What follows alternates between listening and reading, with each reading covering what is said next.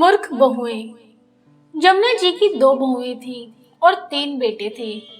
उनमें से 2 ने अपनी मर्जी से प्रेम विवाह कर दोनों अपनी पसंद की बहुएं घर ले आए। दोनों एक ही घर की बहन थी और देखने में भला सी खूबसूरत भी। सबने खूब तारीफ करी तो जमुना जी ने उन्हें अपना ही लिया। शुरू में तो जमुना जी को लगा कि चलो अब घर में हाथ बटाने वाली आ गई है, और वो भी 2-2।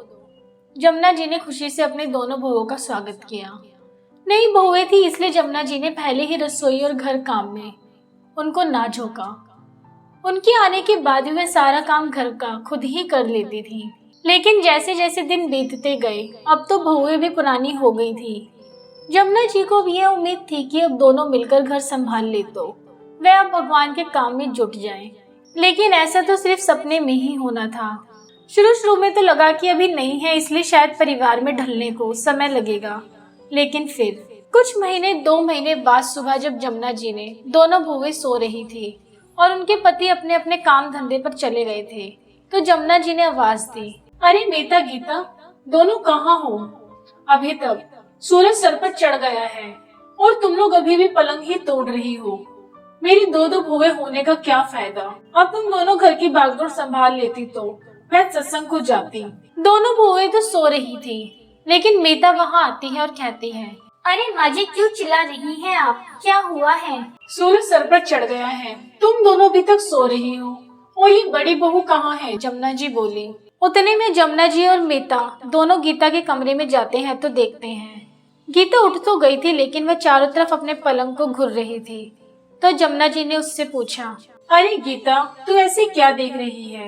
माँ जी, आपने ही तो बोला ना दोनों के दोनों सुबह पलंग तोड़ रही हैं। तो मैं यह देख रही हूँ कि पलंग तो मैंने नहीं तोड़ा है, तो आप ऐसा क्यों कह रही हैं? हाँ दीदी देखो ना, माँ जी तो यह तक कह रही थी कि सूरज सर पर आ गया है।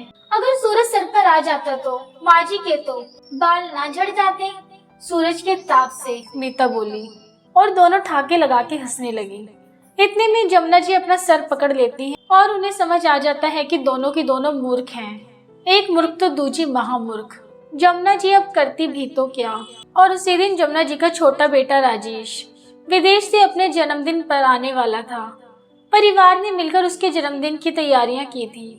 ऐसे में जमुना जी ने अपनी मीता बहू से कहा, घर का काम तो होता नहीं तुमसे, एक काम करना राजेश और हमारे परिवार के साथ एक फोटो खींचना, ताकि पता नहीं वो फिर कब लौटे। वापस तो देख के अपना मन तो बहला ले हम। इतना सुन मीता अपने कमरे में गई और राजेश की फोटो लेकर खींचने लगी। ये देख के जमुना जी ने फिर से अपना सर पकड़ लिया और तभी गीता आई। माँ जी ठीक कहती है, तू मूर्ख ही है। इतना सुन जमुना जी को थोड़ी तसल्ली हुई कि शायद उनकी बड़ी बहू में तो भगवान ने थोड़ी सी बुद्धि दे रखी है। ये ले, अब इसको खींचते हैं। गीता अपने कमरे से पूरे परिवार की फोटो लेकर मीता और गीता मिलकर खींचने लगी। देख, माँ जी ने सिर्फ राजेश की ही नहीं पूरे परिवार की फोटो खींचने को कहा था ना।